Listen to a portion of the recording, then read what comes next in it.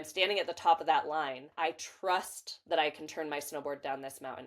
Where does fear come from? For me, what I've learned, and I'm no psychologist or doctor, fear lives in a past experience or in a future assumption of what might happen. In the present moment, fear doesn't really exist. So I am sitting there breathing into my body all of that potential chaotic and fearful energy and transforming it into energy that serves me while I'm on my snowboard. Oh, that's the hammer line right there. This is the Outside Podcast with Patty O. My Midwestern upbringing means I pronounce my vowels through my right nostril, like backpack. And I love me some team sports. I spend a lot of my time outside, but when I get home, I usually flip on the replay of the big game. And the older I get, the less I want to hear from the extraordinarily talented professional athletes in those post-game interviews. Because here's my hot take, professional athletes are kinda boring. Now, to be fair, I don't think these folks are fundamentally uninteresting. I just think they're trained to say the least provocative thing possible at all times. And rather than hearing for the 1,000th time that we really had to pull together as a team, just once I wish they'd let their guard down and tell us how they really felt. Luckily, there is an athlete who does that. One who just so happens to be on today's show. Professional snowboarder Kimmy Fasani. Kimmy's on-snow accolades are remarkable. She was the first woman to land a double backflip. She won Rider of the Year in 2016. She's both technically proficient and jaw-droppingly artistic in the steepest, most hairball mountains.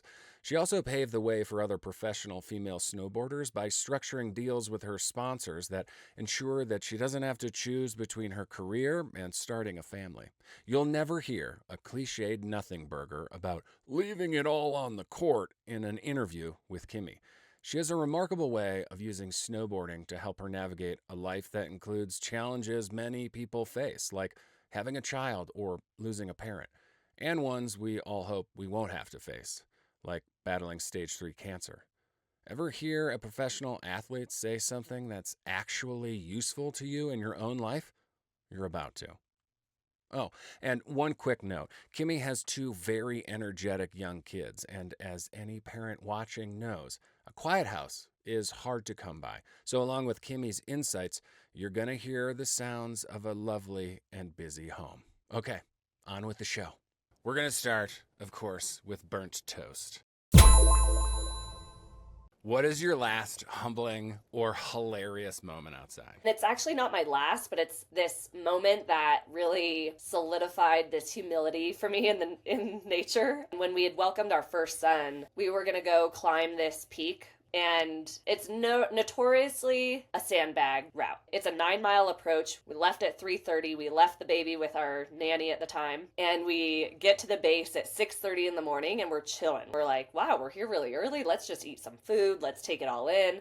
We get on the rock. We start climbing. We realize that we have sandbagged ourselves. And we don't get to the summit until sunset. And we told our nanny we would be back by dinner. And we still have to find rappels off the top. And we have to navigate our way back 9 miles now in the dark. And we walked in the door at 5:30 in the morning. Oh, and oopsie. Like, perfect timing. Yay, mom and dad, superheroes, stayed up all night and made it back just in time for Koa to wake up. So the lesson that the mountain taught you in that is we are at time management. Yes, no. Exactly. We did not allow enough time for this route. All right, let's get into this. You grew up in Truckee. You've built a career and a family in Mammoth. How has your home shaped you as an athlete? And how has that mirrored how it has shaped you as a parent? There's such a high energy, a power in the mountains here. I feel like no matter where I go in the world, when I come home, I just feel like I'm so grounded and I feel like I'm connected to myself. The duality of what my career has taught me and parenting has really been every experience I've had in the mountains. There's hard days, there's challenges. Some days nothing goes as planned. Yeah. And that has helped me so much as a parent. Because those days that were really hard in the backcountry, you're fighting to show up and you're doing these things that you love because you are so passionate about it. It's the same way with your kids. If you have all these plans and then one of your kids gets sick and you're having to shift everything around, I'm conditioned for that because of my time in the mountains. So the mountains are always teaching us something. And in parenting, my kids are my biggest teacher. Well, and you had outdoorsy parents yourself, and you credit your parents for making you into the outdoors person that you are today. What are you borrowing from your folks as you introduce your kiddos to the outdoors and try to foster this love of adventure in them? Independence and self-knowing. I'm delicate with telling them to be careful all the time. I would rather them be mindful about their feet and where they're stepping, and I want them to be able to lead the hikes that we go on and tell me which way they think we should go. My mom was the same, where we would get off the chairlift at a resort and she would be like, you take us. Where do you want to go? And it was this forward independence where it was like, I don't know, I feel scared making that decision, but that's life, right? If they can start developing this skill and autonomy of their body and how it can navigate nature, whether it's learning how to boulder and climbing up rocks and trusting their feet, and how that translates to navigating down a mountain and going through the trees and finding fun runs to go on, and really allowing them to tell me when they feel afraid rather than me projecting my fear on them. If we can't make our own decisions, moving through these beautiful places outside, it might be even more challenging to navigate the day-to-day of the... I want to zap us in a time machine back to your childhood. A very specific day. Christmas 1993. Put me in the moment viscerally. Yeah, I remember Christmas morning, 1993, so clearly because my mom had been pretty adamant that snowboarding may just be a fad. It wasn't something she really wanted to invest in. I had so many friends that would go snowboarding after our ski races and stuff, and I just had this desire to try it. So I remember waking up that morning and coming into the living room, and I actually couldn't see the snowboard because it was wrapped with like a sheet or something behind the tree, so it was kind of camouflaged. Yeah. And I remember her pulling it out from behind the tree. This sense of excitement and fear at the same time. Oh, really? Fear? Why? I get to try something new. Can I do this? My mom is now giving me the encouragement to try it, and now I get to do it. And having no idea because it was still so new. I was hearing about it. I knew that it was a sport that was evolving very fast. And resorts were allowing it. But it was just like this pure excitement. And there's a photo of me standing in like a Christmas sweatshirt, and I'm strapped into my new Craig Kelly. I think it was a 153, so way bigger than I needed for a board. And it had 3 strap bindings. And I was using Sorels as snow boots because that's just what you did, and you duct taped them to make them stiffer. Yeah. And my mom had got this set up for me at a ski swap. So it was affordable and it had been gently used. I don't know if it was like I knew that this was something that I wanted to do, but it just felt so invigorating. Now looking back, it's like it's so much more than a snowboard, right? That is the entry point to the rest of your life, really. What did that snowboard do for you? That snowboard opened up my world and my connection to myself, to healing, to mountains, and it brought a sense of confidence and well-being to my spirit, where I just started realizing how quickly I could progress and apply myself to hard things. But our mountain pursuits can be a lot of different things for us. And they can mean a lot of different things for us during different seasons of our life. You've said that in your teens, you use snowboarding as a means of escape, especially from grief.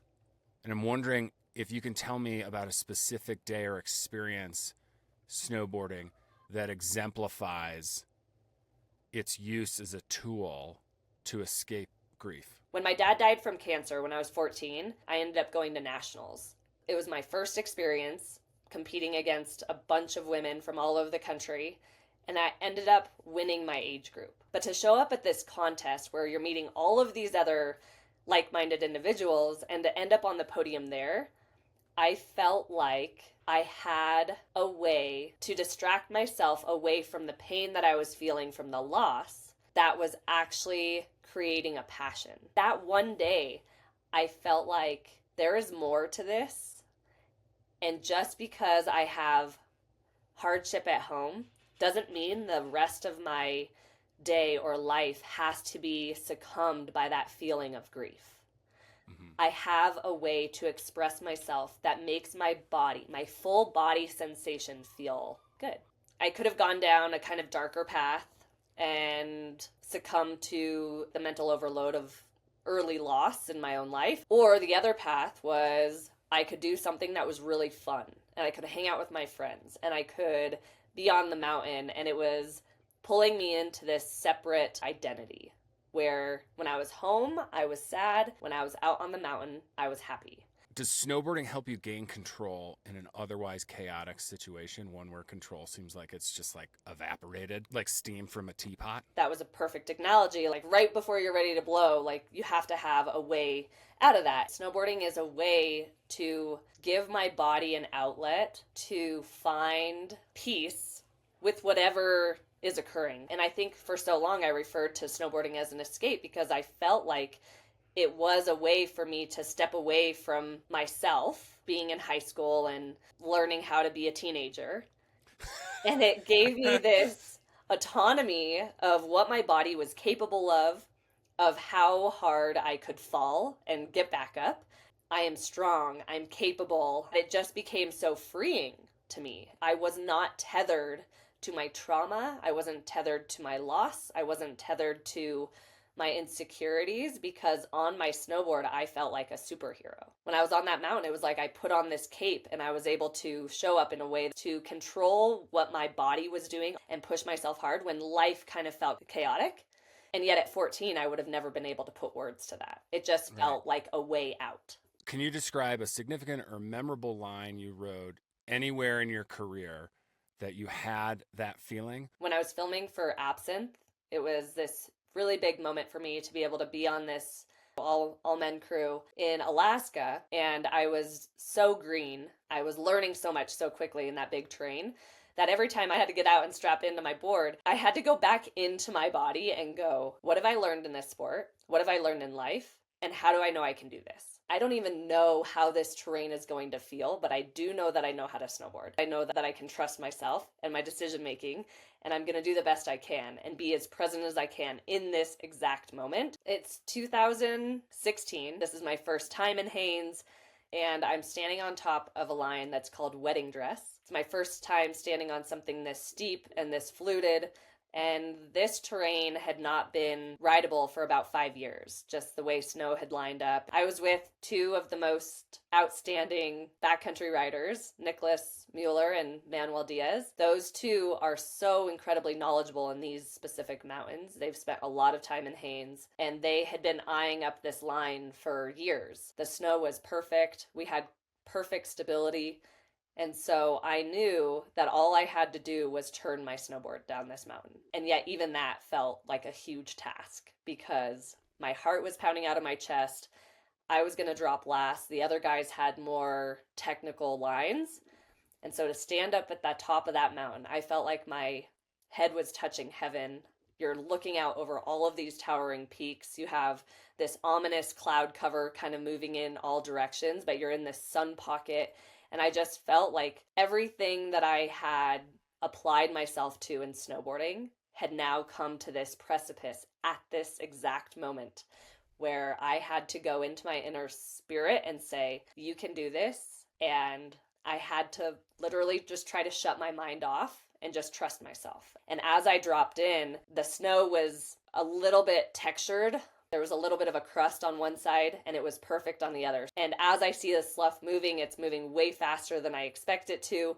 And I'm having to ollie over kind of these panels and these runnels of where my slough is moving. And because I'm goofy, I'm like on my heels and the snow is just like running under me like a river. You have to have the highest state of presence while you're making every turn. I was in a relationship with the mountain and I would take a breath, the mountain would take a breath. And it was this ultimate flow state. And I remember getting to the very last panel and then straight lining it out of that beautiful line and just being so proud of myself. And that for me was this moment of complete validation and trusting myself and believing in myself. When you have a completely blank canvas, ultimately you're painting your own picture. That is remarkable to me because the management of the fear and the chaos that it fills your body with, both physically and emotionally, you can't jettison those emotions, right? They have to come with you. And you also have to perform at the highest level. So how do you make sure that the emotions that you're feeling don't completely take control and derail everything? It's knowing when to actually be afraid and when I'm just nervous. When I'm standing at the top of that line, I know that my slough is going to be moving. I trust that I can turn my snowboard down this mountain. Where does fear come from? And for me, what I've learned, and I'm no psychologist or doctor, fear lives in a past experience or in a future assumption of what might happen. In the present moment, fear doesn't really exist. And if I can tune in to be completely present and harness my energy and say, I've done everything in my control to be prepared for this moment, then fear can't really have a space there. So I am sitting there breathing into my body all of that potential chaotic and fearful energy and transforming it into energy that serves me while I'm on my snowboard. Oh, that's the hammer line right there. The filming with Absinthe Films, your part in the film After Forever is a huge and significant moment in your life. You win the Trans World Snowboarding Rider of the Year award, and you're peaking in your athletic performance. You're peaking at your fear management. Also, in your personal life at this time, you're experiencing another round of incredible loss. Were you able to deploy the same things that you did on the mountain? This fear management, these artful turns in devastatingly scary terrain. Were you able to deploy that in regard to the loss of your mother? Yeah, it's a beautiful way to phrase it. And for me, it was this massive pendulum because on one side, I felt like I had ticked every box of every accomplishment I had ever dreamed of. And Sure. it felt so uneven at that point in my life when I was winning this award and my mom had just been diagnosed with cancer. I felt like I can't just enjoy this incredibly high moment of getting to the peak here. Yeah. Life said, I'm actually going to show you the wide spectrum of emotion. Here you can have the highest high of your self-achievement in your own passion, and yet you're also going to face the lowest low. How are you going to manage that? Here I've mitigated all these risks. I've managed fear. I've been with myself through so many different emotions, believing in myself, not believing in myself, having my mom believe in me. And I got to share that award with her and just seeing how proud she was of me. And I got to dedicate that award to her. But when she died, it was like part of that success died with her. And I had a massive pivot because she is how I got there. And not to have her to continue chasing that dream just felt unworthy. You know, I felt like maybe that was a good moment to pivot and try something new. And what was that pivot? That pivot was starting a family. So 4 months after your mom passed away, you're pregnant with your first child. Did your previous experiences and the emotional tools that you honed on your snowboard, your reliance on the outdoors as this escape and as this teacher, did that prepare you for any way for motherhood? 100%. With my firstborn, I was so eager to show myself in the industry that I could navigate parenthood. It was like, how do I just bring him everywhere I am? I never put two and two together of how far away the mountains were. How am I going to be so far away out of service from my child? Yeah. And not have that connection and not stay connected in that present moment that I've been raving about here. You know, it's that present moment was gone for me getting back onto the mountain. And so what the mountains taught me was that it's being in tune with myself. Those fears that I said that I could totally override wasn't happening. Being able to be honest, speaking up, using my voice when I was feeling like I was really down, being able to admit that I was facing postpartum depression. So much of it was dropping the veil for me as a woman, as an athlete, and just being able to sit with how it felt hard And then as a couple, the time in the mountains had taught us so much about adaptability and shifting our plans. You're like reading the terrain. You're making calculated risk decisions. You're trying to navigate the best approach without going through the full slog or through the avalanche terrain, like Right. you're trying to mitigate your risks, but it's also your exhaustion tolerance at that point. God. Yes. How comfortable you get with the uncomfortable. It's like dropping into a jump or a line for the first time. Yeah. This feels really scary. I don't know how fast to go. I'm not sure if I'm going to clear the jump. And it's this testing product of, okay, well, we just have to drop in and actually learn what it feels like before we're going to feel comfortable.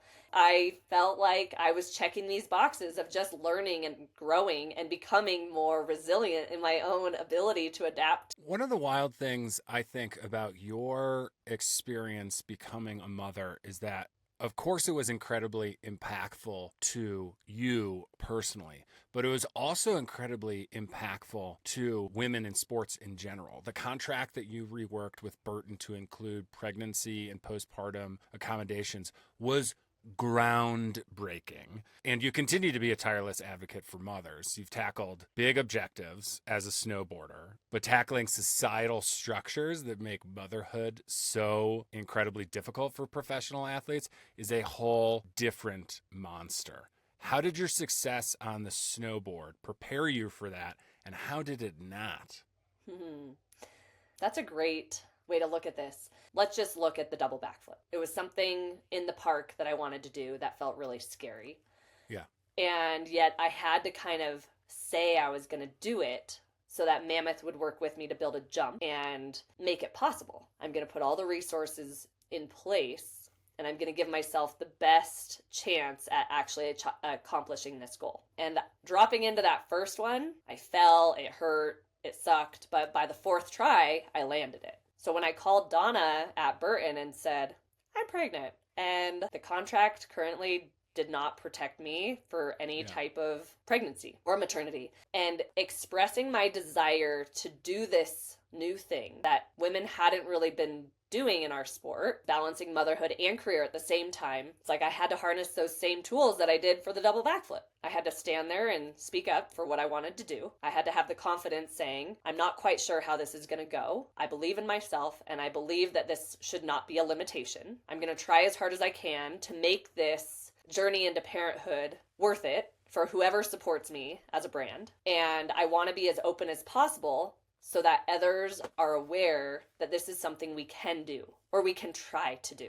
And there was so much unknown. I didn't know how I was going to juggle my career and be a mom because I hadn't really seen it done in a way that made it feel possible in snow. It just felt still really complicated. Though there had been many women that had come before me and have been moms and work in the industry and have still stayed on their snowboard. It was just the two hand in hand. Like my contract did not match my desire. And having a woman at the company that was a CEO believe in me and say, yes, let's try to change this and let's make it better was the biggest boost in self-confidence I could have had. Just the same way as Mammoth believing me to do that trick, they gave me the resources and they made it possible for me to make the choice of moving into that space and trying something hard. Now looking back 5 years and I see so many more women and there's such a bigger voice coming forward about these inequalities and how things are shifting and there's change and there's contracts and there's inclusion. It feels like a remarkable accomplishment, something I'm so proud of that's not just linked to my career. It's not me on my snowboard. It's how I've advocated for women to be able to have longevity in the sport. When your second child was only 9 months old, you were diagnosed with a very rare and very aggressive breast cancer. Did snowboarding prepare you at all for the weight of that diagnosis and the heft of the treatment? Hands down. There was no greater tool in my toolbox from all of my experiences of being in the mountains. I thought it was a death sentence. When I was diagnosed, it was like, okay, I can be afraid of this because I have every right and every validation to be afraid of this. It killed both my parents. Or I can say, I'm going to do the best I can. And I'm going to make choices, just like dropping into those lines or those jumps, that make me feel like I have a little bit of control. Like the day that I shaved my head before I started treatment.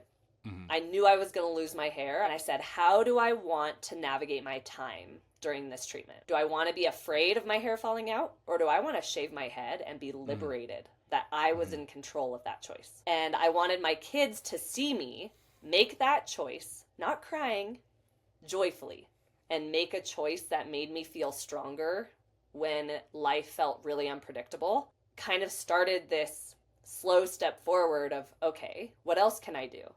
And that came with staying flat chested. Mind you, I am in a very unique position where I have a partner for a long period of time. I've had 2 kids. I've breastfed. I was getting near to my 40s.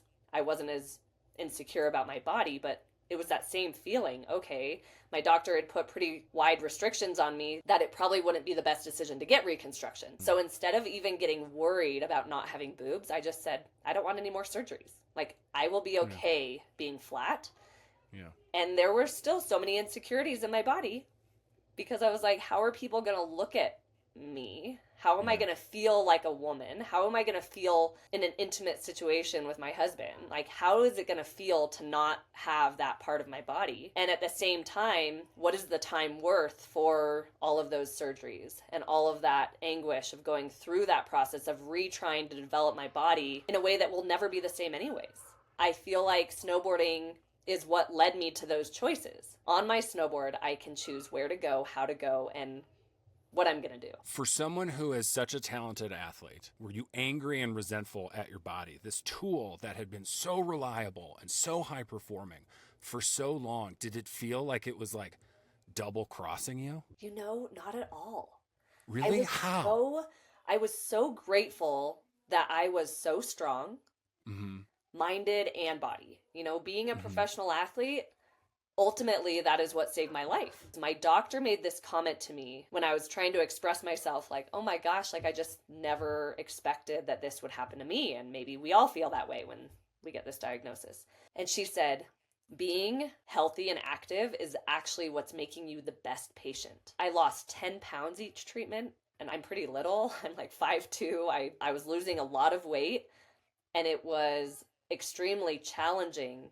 But because I had a strong start with my body and everything that it had overcome and been through, I was just so grateful. I was so proud of my body that fought so hard through these treatments.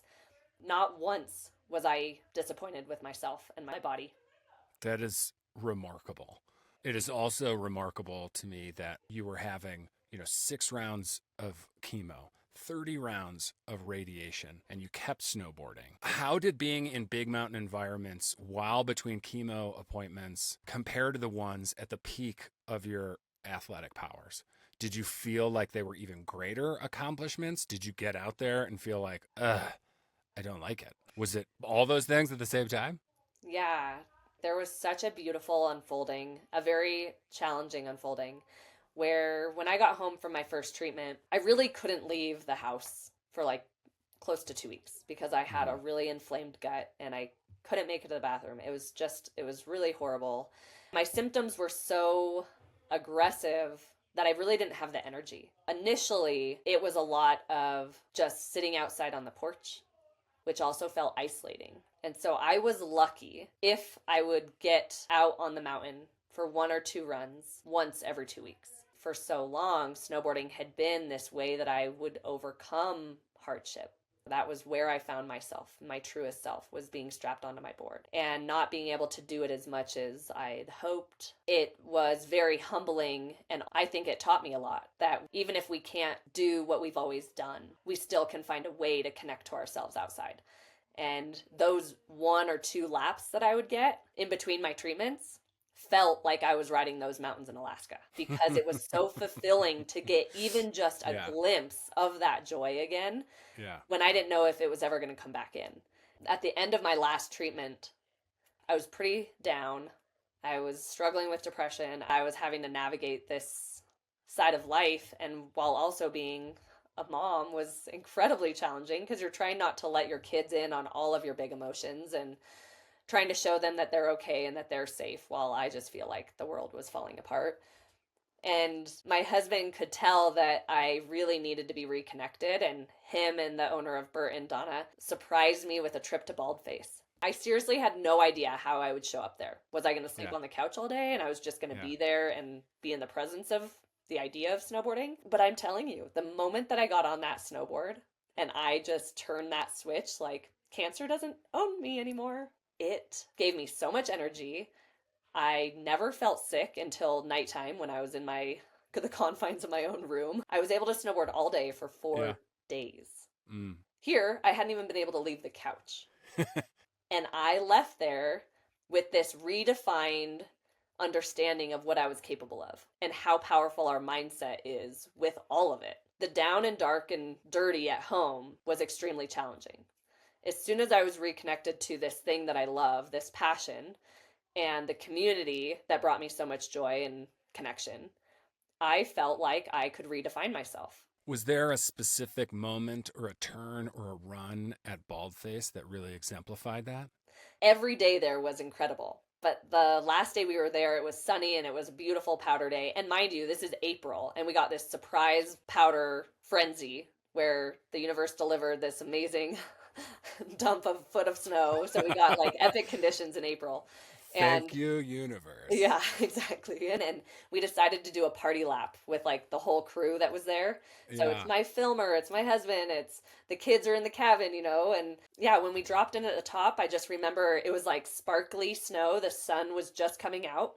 Oh, the like little angel glitters? Angel glitter. Yeah, I think it was the first sun that we had really seen on the trip. The snow was perfect, and it might have been one of our last couple of runs while we were there. Every turn I made, it felt like I was dancing. I was in the flow state again for the first time since I got diagnosed with cancer. For me, as like I looked to Chris, he had just navigated putting this crazy surprise together for me, not even knowing what I was going to be capable of doing.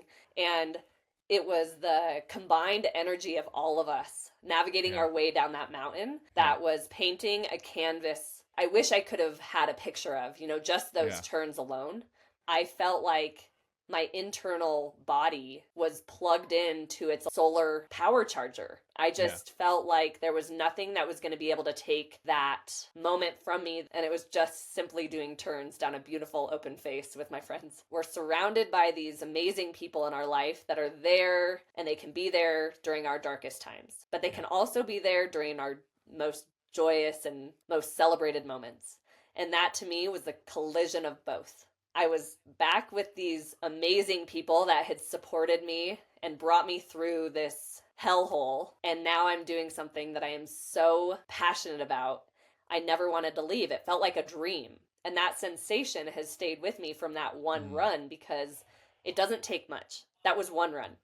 And I will never forget that joy of making me feel like I was climbing out of that dark space and finding myself again. When we get to the other side, we're going to be a different, more improved version of ourselves. Adventuring in the outdoors means, to me, constantly adapting to changing conditions. It's a refinement of movement in order to get to the goal, to have fun, to feel accomplished, to arrive at the thing, the feeling, whatever it is that we're pursuing. To me, that sounds like motherhood. And it also sounds like dealing with the ever-changing terrain of life. That snowboard from 1993 I see as this beaming symbol of the trajectory of your life. Do you see it like that? When you put it like that, yeah. A snowboard has taken me all over the world. It's taken me to some of the biggest mountains. It's pushed me past my own limits. It's also hurt me. But it's really like this, it's a life source for me. It's an energy life source. And there is nothing more powerful than finding something healthy like that can navigate you through so much, good and bad, hard, challenging, joyful, happy moments. That tool has brought me through my darkest depths and my highest moments of my life. And it's also shown me that my progression on my snowboard has given me the confidence to be a leader for change in how I want the sport to be held in future generations. It's opened me up. It's time for the final ramble. One piece of gear you can't live without. My snowboard. Duh. My high fidelity 150 Yeah. snowboard from Burton Snowboards. Thank you so much. My life-giving and energy source. Best outdoor snack. Homemade muffins. Those are like my go-to. What is your hottest outdoor hot take? Okay, I guess my hot take would be everybody waiting for that one chair to open while I'm just riding powder on all the other chairs. Thank you for saying it. Thank you. You don't leave powder to find powder. You don't wait in the line while there's powder to be had. Right. It doesn't matter if it's like a green run. I'm not waiting in line. I'm getting some wiggles done. That's right. You dummies. Exactly. This is a great hot take.